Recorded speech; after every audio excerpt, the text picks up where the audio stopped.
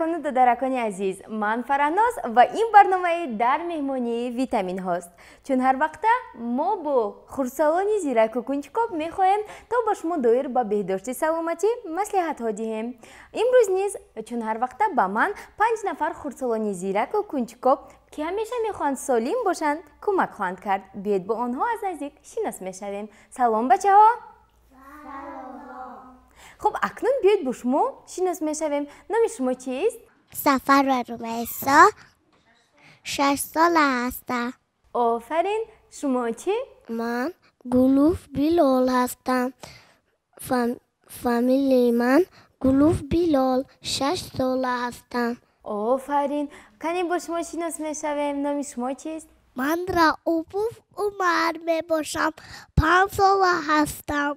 خیلی خوب. یعنی عمر از دیگران کمی خردسال‌تر است. اکنون بیاید با شما شناس میشویم. من بختیار یاسین 6 سال هستم.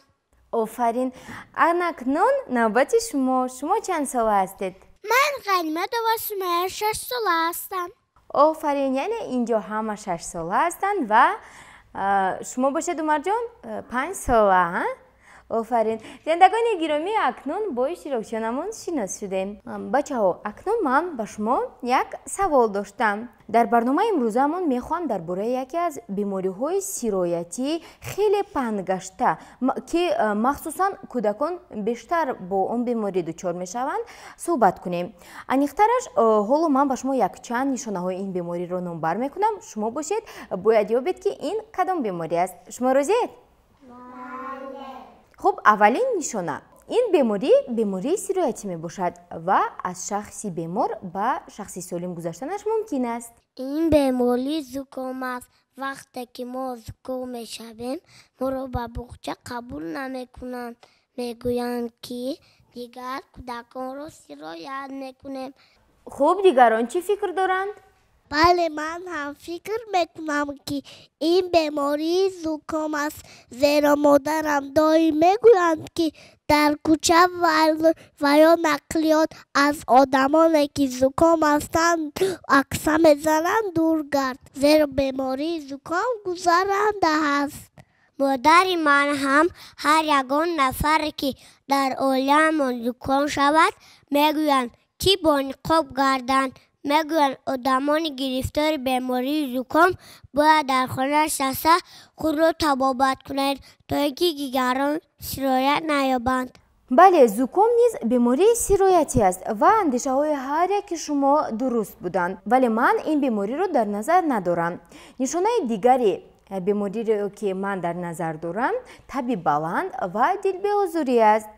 انیخترش بیاید سوره اولین برنامه من رو تماشا میکنیم و سخنان دکتر خولا رو خیلی با دقت گوش میکنیم و میفهمیم که این کدام بیماری است. راضیید؟ بله. خب بینندگان گرامی اگر شما نیز تا حال فکر میکنید که بیماری در نظر داشته من زکام است، پس به سخنان دکتر خولا با دقت گوش دهید.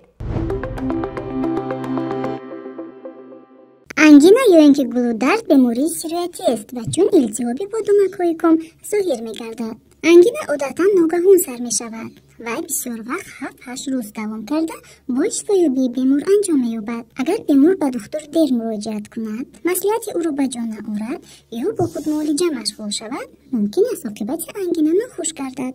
ریمخانه اطرافی با دماغ علامت انجام بد انگینا است. آن بعد از 2-3 روز نیز شدن ظهورات بیماری پیدا می شود. طبی بیمار یک بار بلند شده گلو سخت درد می کند.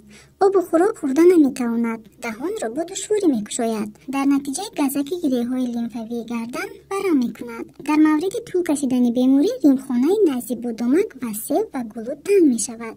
نفس کشی قطع می گردد. هنگام انگینا اجرا نمودن توصیه دکتر شرط اساسی زودتر شفا یافتن بوده امکان می دهد که آرزوهای بیماری پیشگیری کرده شوند.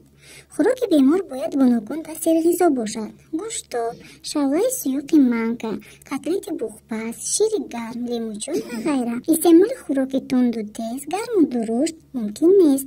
غرغره گلو و دیگر بایسته‌های معالجه را که دکتر توصیه کرده است در وقتش باید اجرا کرد. برای آنکه هنگام غرغره دارو به درون گلو رسد، سر و به پشت خم کرده نفس نگیرید. از بس که انگینه بیماری سیرویتی است، بیمار باید کاسه و طبق و سچاک علاهیده داشته باشد.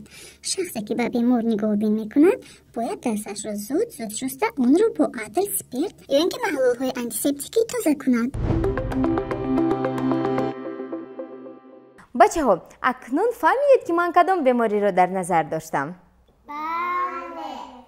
التهاب بدومک ها یا اینکه چه طوری که به همگان معلوم است انگینا یکی از بیماری های سیرویاتی است که میتواند از شخص بیمار به شخص سالم گذرد و مخصوصا کودکان با آن زیادتر گرفتار میشوند. زیرا یکی از سبب های اساسی سر زدن این بیماری این رعایت نکردن گیگینه دستان و همزمان با دهان بردن هر گونه اشیاءهای افلاس می باشد. باز من فکر میکردم که تنها خوردن یخماز میتواند این بیماری را با وجود دارد.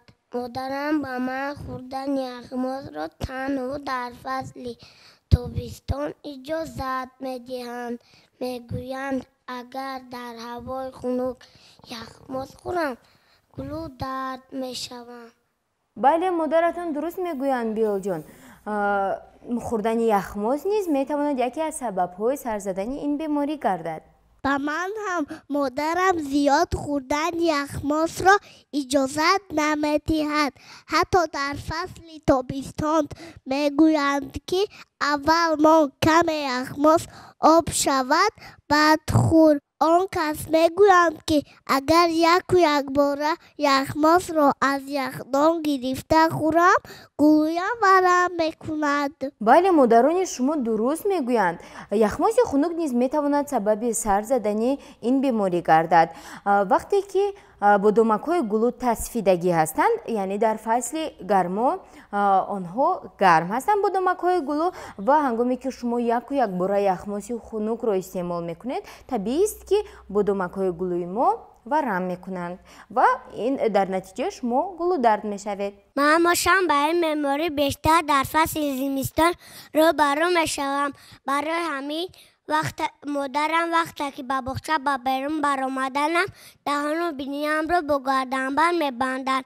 میگویند اگر دهان و بینیم محکم باشد بیمار نمیشوم.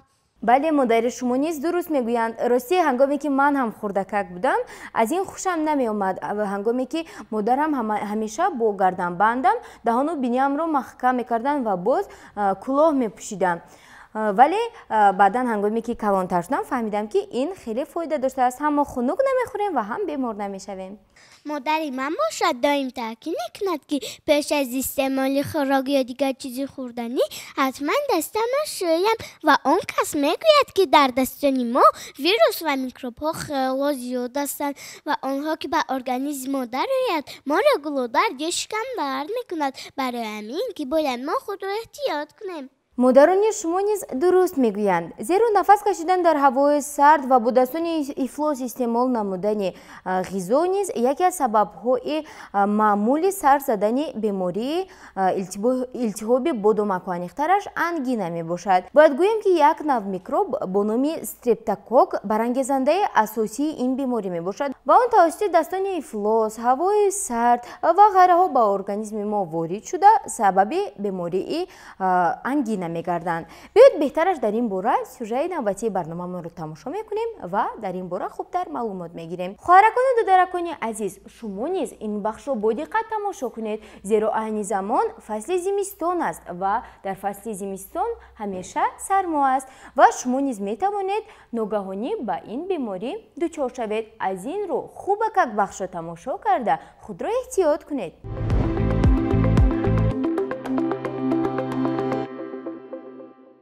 микроорганизмҳо ба дохили даҳон даромада пеш аз ҳама бодомакҳои палатин сироят менамоянд. баъдан бодомакҳо бо ин микроорганизмҳои зараррасон муборизаро оғоз намуда антителаҳои махсус истеҳсол мекунанд ки зараррасонҳоро аз бадан хориҷ мекунанд. баъзан вақт масъулияти бадан бо сироят мубориза бурда наметавонад. бодомакҳо илтиҳоб меёбанд ва худи онҳо манбаи сироят мешаванд. яъне аз ин бармеояд ки дарди гулӯ ё ингичдорӣ ба ҳама маълум аст ангина дар натиҷаи ҳуҷуми микроорганизмҳои зараррасон яъне вирусу бактерияҳо ва занбурӯғҳо ба бодомакҳои гулӯ ба амал меоянд. бактерияҳои маъмултарин ки ин бемориро ба вуҷуд меоранд стрептокок ва стафилокок ё омезиши ҳарду мебошанд. ин барангезандаҳо бо рӯи ҳавои қатрагӣ ё дар натиҷаи дар тамос будан бо шахси сироят ёфта аз шахси бемор ба одами солим мегузаранд. яъне кӯдак аз одамони бемор аз муҳити атроф ё тавассути тамос бо бозичаҳо зарфҳо ва дигар ашёи маъмул сироят меёбад. одатан бадани кӯдак қодир аст мустақилона бо микрофлораи патогенӣ мубориза барад. сироят танҳо дар ҳузури омилҳое ба амал меояд ки қувваи масъулияти баданро коҳиш медиҳанд.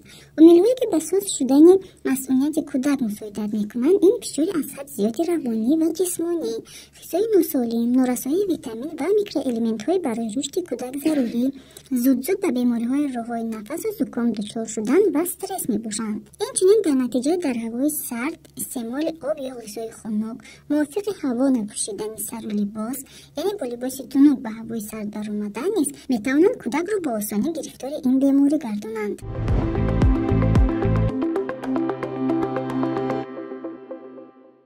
хуб бачаҳо, акнун фаҳмидед ки кадом омилҳо боиси сар задани ангина мешаванд? бале. офарин. кани аз ин сюжет ки чӣ фаҳмид? маълум мешавад ки вирусу микробҳо дар гидру атрофи мо зиёданд. агар мо қоидаҳоро риоя накунем метавонем ҳар лаҳза гулӯдард шавем. анакунун мо фаҳмидем ки барои чӣ зуд дастонамонро шӯем. офарин. хуб дигарон чӣ фикр доранд? ман бошам боз фикр мекардам ки чӣ тавр яхмоз метавонад одамро касал кунад. охир вай ин қадар болаззат аст. акнун фаҳмидам ки чизи хунук метавонист ин вирусҳоро боқувват кунад ва сабаби сар задани беморӣ гардад. бале, шумо бениҳоят хуб қайд кардед. бояд гӯям ки истеъмоли яхмоз на танҳо дар фасли сармо, балки дар фасли тобистон низ бояд ба организми мо метавонад зарар расонад. аз ин рӯ ҳар он қадаре ки модаратон ба шумо иҷозат медиҳад ҳамон қадар истеъмол кунеду дигар напурсед. мешавад? аз ин пас ман дигар инҷиқӣ накарда ба даҳону биния гардам банд мебандам. намехоҳам ки микробу вирусҳо тавассути ҳавои сард дар организми ман маро даромада бемор кунад. бале, офарин. ин тасмими шумо бениҳоят тасмими хуб аст. боварӣ дорам ки дигарон низ ба суханони румайсо гӯш дода ба мисли румайсо як тасмими ҷиддӣ мегиранд ва дигар намегузоранд ки бемор шаванд. хуб кани боз ки чӣ фикр дорад? ман бошам ҳангоми бозӣ кардан ҳар гуна ашё ва бозиҷаҳои ифлосро ба даҳонам намебарам, чунки дар болои онҳо вирус ва микробҳо хело зиёд ҳастанд ва онҳо метавонанд ки гулӯи моро хона карда маро бемор кунад. офарин бачаҳо, ман ҳам боварӣ дорам ки тамошобинони азиз шумо низ ба суханони модаронатон хеле хуб гӯш медиҳед. махсусан дар фасли зимистон моро зарур аст ки организми худро бештар эҳтиёт кунем, зеро дар ин айём бемориҳои сироятӣ роҳҳои нафас аз қабили варам кардани бодомакҳо зиёд мешаванд ва каме беэҳтиётӣ метавонад моро бемор кунад. бемор ки шудем аз боғча қафо мемонем, бо дигарон бозӣ кардан наметавонем ва аз ҳама муҳимаш ки организмамон беқувват мешавад. ман як савол дорам. чӣ хел мефаҳмем ки мо маҳз гулӯдард шудаем? бисёр саволи хуб. чӣ тавре ки дар аввали барнома қайд кардем, ин беморӣ миёни кӯдакон хеле паҳн шудааст ва нишонаҳои онро волидони шумо махсусан модарон зуд пай бурда метавонанд. вале барои он ки шумо низ дар ин бора маълумот гиред, биёед якҷо сюжеи навбатии барномамонро тамошо мекунем. додаракону хоҳаракони азиз ва модарони меҳрубон, шумо низ ин бахшро хеле ва хеле ҷиддӣ тамошо кунед, зеро ҳангоми сар задани ана ҳамин аломатҳо ки дар бахши навбатии мо гуфта мешаванд, шумо метавонед фаҳмед ки фарзанди шумо аломатҳои бемории ангинаро доранд ва метавонед сари вақт пешгирӣ кунед. дар кӯдакон нишонаҳои ангина нисбат ба калонсолон хеле хубтар ба назар мерасанд. кӯдак ноором мешавад, гирья мекунад, намехӯрад. аксар вақт беморӣ ба шакли музмин табдил меёбад ва баъдан дубора пайдо мешавад. аломатҳои маъмули ин беморӣ дарди гулӯ, баландшавии ҳарорати бадан то 39-40 дараҷа, дарди шадиди гулӯ, дард ҳангоми фурӯ бурдан, сустии умумии бадан, гум шудани иштиҳо, ғаш ва гирья кардан мебошад. нишонаҳои беморӣ вобаста ба намудҳояш гуногун мешаванд. масалан, дар ангинаи катаралӣ баландшавии ҳарорати бадан, дард ва сурхшавии гулӯ дида мешавад. дар намуди ангинаи фолликулярӣ бошад, ҳарорати бадан аллакай то ба 38-39 дараҷа боло меравад. фурӯ бурдани луқма душвор мегардад. дар бодомакҳо доначаҳои зард пайдо мешаванд. нишонаҳои ангинаи лакунарӣ низ ба ангинаи фолликулярӣ монанд аст. фарқ дар он аст ки доначаҳои зард калонтар ва зиёдтар мегарданд. аз ҳама намуди вазъини ангина ин ангинаи римдор мебошад. пас аз тоза кардани бодомакҳо дар онҳо чуқурчаҳо боқӣ мемонанд. бачаҳо, акнун дар бораи нишонаҳои ин беморӣ маълумот гирифтед? бале. офарин, боварӣ дорам ки шумо низ тамошобинони азиз ба худ дар ин бора маълумот гирифтед. ман ҳайрон мешудам ки баъзан дарди гулӯям тез яъ мешаваду баъзан вақти дигар маълум мешавад. ин аз намуди беморӣ вобаста будааст. бале, дуруст қайд кардед. худи ман ҳам зуд гулӯдард мешавам ва бояд гуфт ки гулӯдарди ман зуд меравад, вале як маротиба ман ҳамин хел беаҳамиятӣ кардам ва дору нахӯрдам, худамро табобат накардам. фикр кардам ки чун ҳар вақта зуд бартараф мешавад, вале баръакс гулӯям варам кард ва овозам низ гум шуд. аз ин рӯ фикр мекунам ки камакак ҳам дард кунад гулӯ, бояд мо зудакак худро эҳтиёт карда дору истеъмол кунем. хуб, кани боз ки чӣ фикр дорад? ман ҳамакнун фаҳмидам ки гулӯдард намудҳои гуногун доштааст. кӯшиш мекунам ки худро эҳтиёт кунам то ба ин беморӣ гирифтор нашавам. ман медонистам ки гулӯдар ҳам сабук бошаду ҳам вазн, вале боз фаҳмидам ки ҳар як кадомаш ба худ нишона доштааст. бале, дуруст қайд кардед. ман бошам фаҳмидам ки ҳама намудаш хело хатарнок астанд ва дар ҳама намудаш мо ва организмон азоб мекашем. барои ҳамин ки бояд мо худро эҳтиёт кунем то ки бемор нашавем. бале, шумо хеле дуруст гуфтед Сумайя. эҳтиёт ними ҳаёт аст ва бояд гуфт ки табиби ҳар як нафар худи ост.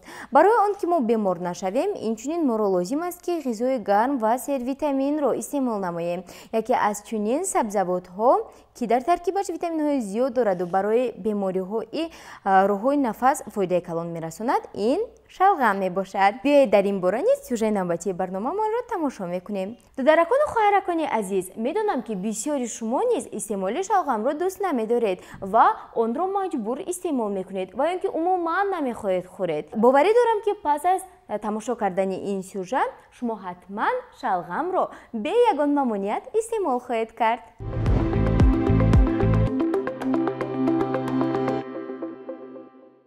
шалғам аз замонҳои қадим маълум буд. муҳаққиқон ватани онро минтақаи форси ҳозира мешуморанд. дар аввал шалғам ғизои камбағалон ба ҳисоб мерафт, аммо аллакай дар рими қадим дар зиёфатҳои ашрофиён хӯрокҳои гуногун аз шалғам пешкаш мешуданд. дар замони ҳокимияти Екатеринаи Бузург шалғам аллакай сабзавоти асосии сокинони ҳама кишварҳои Аврупо ва Россия буд. шалғам аз витамини С хеле бой аст.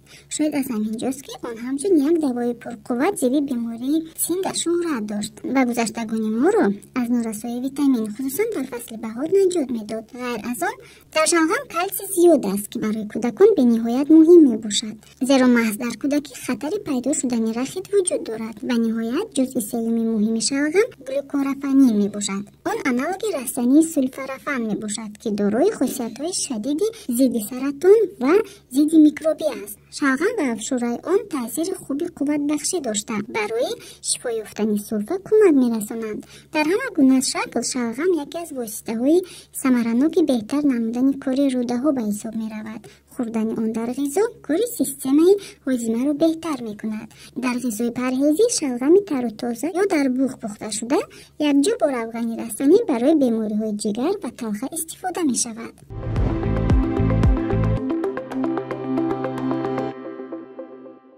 شما نیز تماشابینان عزیز استعمال میوه و سبزیجات‌ها و خوراک‌های سرغذا را فراموش نسازید، زیرا آنها منبع اساسی انرژی میباشند و میتوانند مسئولیت بدنی ما را بلند بردارند. مسئولیت بدنمان که بلند شد، ما با هیچ بیماری روبرو نمیشویم. اینجا برنامه امروزه ما نیز به آخر میرسد. باوری دارم که شما همه نشانه‌های بیماری آنگینا یعنی التهاب بادامک‌ها را پی بردید و میتوانید سریع وقت خود را از این بیماری محافظت نمایید. اینجا برنامه نوبتی ما نیز به انجام میرسد. تا دیداری نوبتی تن صحت و خانه آباد باشید. خیر.